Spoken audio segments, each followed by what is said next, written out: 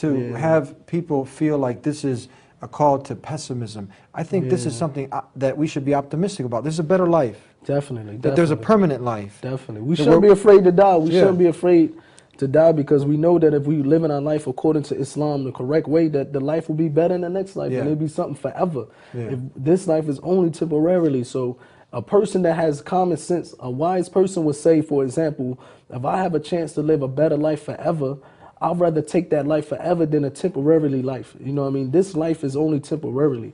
Who in their right mind will want to get everything and just basically forge the next life, do all this stuff in this life that they can lose the next life that will be forever? Nobody in their right mind would take that opportunity. You know what I mean? It doesn't make sense. I mean, and we just get caught up in this world here, and like I said, it's good to be the best at whatever you're striving to be. A doctor, a scientist, a mathematician, you know, the best husband, the best wife.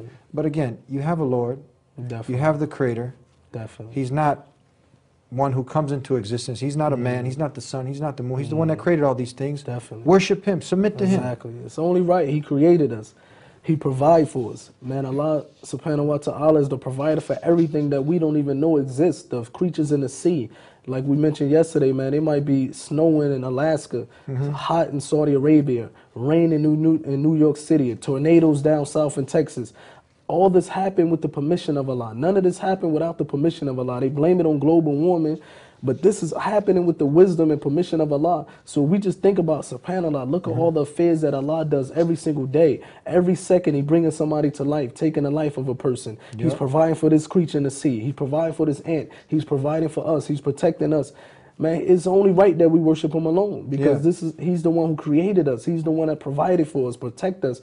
And all He asks from us back is that we worship Him alone. For example, it's a hadith where the Prophet ﷺ said that it would be a man drugged out of the hellfire. He would be dragged out of the hellfire.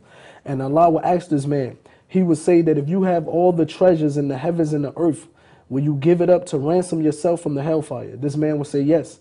Allah would say, man, I ask you only for less than that. I only ask you to worship me alone. He didn't ask us for all the treasures of the heavens and the earth. All He asks from us is that we worship Him alone. You know what I mean? And that entails that your prayer, your sacrifice, your life, your end is for the Creator, not the creation. Jesus, He was born and He prayed to the Creator. See, He's not God. Definitely not. Muhammad's not God. Moses not God. The Son is not God. So this is something that it just goes with your very nature. It's very simple. Let's talk about a few more things before we come to an end. I mean, it seems like, you know, people living from weekend to weekend. The girl, she likes to display, and the men, they like to chase. SubhanAllah, it's a rat race out here, man. Yeah. So we don't want these women. At the same time, God Almighty, the Creator, knows what's best. So now the woman, she's naive, thinking that, okay, this man loves me, when he's just chasing the one thing. And the man over here on the other end, this is his target, and he'll say and do anything. They take advantage of the woman. A woman would never ever know her rights until she become a Muslim, because everything else in life is calling the woman to strip her from everything, strip her from her respect, strip her from her clothing, strip her from her even sense of thinking, to be logical, man. The only way a woman would know her rights is through the religion of Islam. And surprisingly, before I became a Muslim, I didn't know that. I thought that this is the way we treat women. I thought that this is the way a woman's supposed to behave. And it's a true story about a preacher, man, who he wrote a story about so much divorce that's happening in America. He's a Christian. And he was talking about the problem of the women in the West. And one of the things he said is that in this society, our women, when they wake up in the morning to go work, they beautify themselves. They put all the makeup on, they put the mini skirts on, the high heel shoes, and they go beautify themselves for their boss and their co-workers. Then when they come home from work, he said they take all the makeup off, they take off the high heel shoes, they just wrap their hair in a scarf, and they put on big sweatpants, and they walk around the house tired. They're so tired that they have no rights, no energy to even give their husband their rights. And when I read that, I said, SubhanAllah, look at the wisdom of Islam. And our religion, our women, when they walk out of the house, they cover themselves from head to toe. They do not beautify themselves for no one. And they walk back in the house, that's when they take off their jilbab, they take off their headscarf, and they beautify themselves for their man. That's when they get to put on the makeup, they put on whatever type of clothes they want that's pleasing to their man. This is the wisdom of Islam. Everything that Allah tells us to do in His religion it makes 100% sense. It makes sense, and it's only for us. It's only to better ourselves. That makes sense. I mean, to be a slave, not to the fashion or your desires. Yes. To be modest. To not go outside naked, skin-tight clothes, and just be tantalizing for the man. Now he can't, he's about to have a heart attack, and you got all sorts of mischief going on, where you surrender and submit to your creator, you dress modestly, and you save all that good looking stuff for your husband. Yes, and when they go home, that's when they can wear whatever they want. Yeah. And they beautify themselves for their husband. So the religion of Islam is the religion that's for the whole of humanity. This is the only thing that's going to help us. We don't want to put nobody down. We don't want, I mean, some people don't know. You get used to the culture around you, but you just use the good old common sense. Yeah, and try Islam. That's all we're going to tell the people. Try Islam. Yeah. If you looking, a person know themselves. If you unhappy, if you depressed, if something don't feel correct in your heart, if you feel you have a void in your heart, just try Islam. You know, try to get closer to your creator, and you will see that your life will become better, inshallah. He said the word in Arabic, but if we define it, surrender, submission, obedience, sincerely, and in peace to the Creator. Summed up with one word, Islam. Try it. So the reason I brought this up about the women and the nightclubs and the men chasing and the women flaunting is because that's what you were writing songs about. That's what you were and who you were degrading in these rap videos. And then you got the woman in the back, you know, shaking it and no clothes on. I would call that the oppression of women. Yeah. Unfortunately, you got the people that attack Islam and say that we oppress our women. I would say that I used to oppress women because this is the music, this is the lifestyle, the culture that I was brought up with, that I had no respect for the woman. Yeah. You have records that, man, subhanAllah, if you just listen to some of these records, I'm not telling people to go listen, but some of the words that the people are saying in their records have no respect for a woman. Yeah. And the woman don't even notice. How can you have respect for yourself? You dancing in these videos and they basically degrading you to the fullest, you know what I mean? They don't care about you. They don't care about you, definitely. The more you take off, the more we'll pay you. And that's the mentality. Take everything off, you a model. This is what we tell them. Yeah. But the religion of Islam, man, it actually is the religion that it basically give the woman her freedom. It give the woman her respect. This is an amazing thing because you can't imagine how many women will fast for the man. She actually fasted for the man because she's a model and she will refrain from eating certain foods so she can lose a little weight. Wow. Try fasting for the Creator, huh? Fast She'll get down and do certain things for that dollar. Wow. Why not get down and do it for the Creator? Because we love those women. We love the men.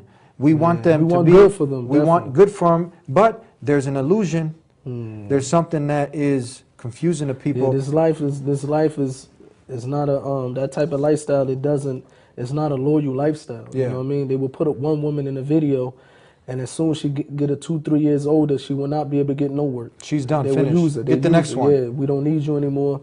Go to the next one. And this is a cycle that the way they continue to use these women. You know what I mean? I and yourself, and I'm sure all the sincere Muslims do not want our women to get used. Definitely not. Definitely not.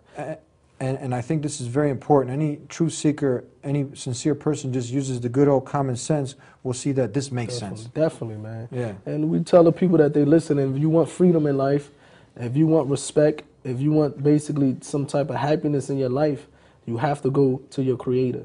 He's the one that's in control of everything. He's the one that he's in control of the respect. He's in control of the money. He's in control of everything. We have to return back to our creator to get any type of happiness. You know? That's the truth.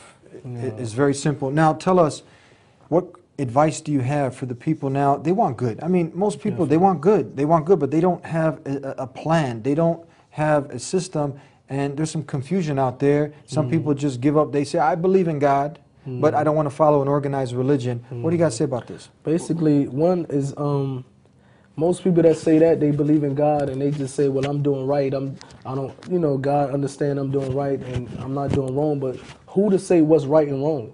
One of the reasons why God sent us prophets and messengers is to teach us what's right and wrong. We can't say what's right and wrong according to our desires. Some people might say, well, I'm not going around killing any people. I only smoke 1 blunt a day, so I'm not that bad. You know what I mean? This is the mentality of most of the people. But the one way we define right and wrong is what God, the creator of the heavens and the earth, tell us what to stay away from or what to implement in our life. This is what's right and wrong. And this is why he sent us prophets and messengers. And if that was the case, we wouldn't need no prophet and messenger. We can just believe in God and live life the way we want to live life. So it's very important that if a person like we said earlier, man, God created us. He know what's best for us. Yeah. He know what's best for us. So if he send down a religion and a way of life and tell us that this is what's going to help us in this life and the next life, then we need to listen to and follow that religion. For example, when you're in a university or a college, if you have a study, if you have a test, and the teacher give you a book and say, well, you have to study this book in order to pass your test, most people would they would just go stay up all night studying that book. Allah sent us down the Quran, and he sent us the last messenger, and he tell us that this is the way we have to live our life. This is the ultimate test that's going to help us either get to Jannah, paradise, or if we disobey Allah and don't follow this book, we can go to the hellfire. Yeah. So this is the ultimate test in life, that we have to follow the way that God sent down to us to follow. It's like your boss. He said, look, do A, B, and C, and you're going to get paid. Yes. Don't do your job, you're out of a job, you're fired. You're going to listen to that boss. Exactly. You know what I mean? You're going to listen to that boss. Yeah, but the Creator, when he says fired, he means the fire, the hellfire. Yeah. Let's May stay Allah away. protect us from that. Yeah. Amen. One last thing, closing comments and suggestions. That person who's living from weekend to weekend, hanging out at the nightclubs, she wants to impress the men, he wants to chase the woman, and you know what? Now their conscience is eating up at them. They want to do the right thing. What advice do you have for them? My advice that for the people that's searching and they looking for the right thing, like I mentioned earlier, man, go get an English translation of the Quran. Go to a masjid if you have any masjids in your neighborhood or on the internet. Go read about the religion of Islam or read about the biography of the Prophet Muhammad. If you're looking for good, the owner of all good is Allah, the creator of the heavens and the earth. If you're looking for respect, the owner of all respect is Allah. So we have to return to Allah to get some type of happiness, to get our life in order. We have to follow the life that was prescribed from us, from our creator. It's the only way we have some type of happiness inside. Jazakallah khairan. May the Creator of the heavens and earth, Allah reward you.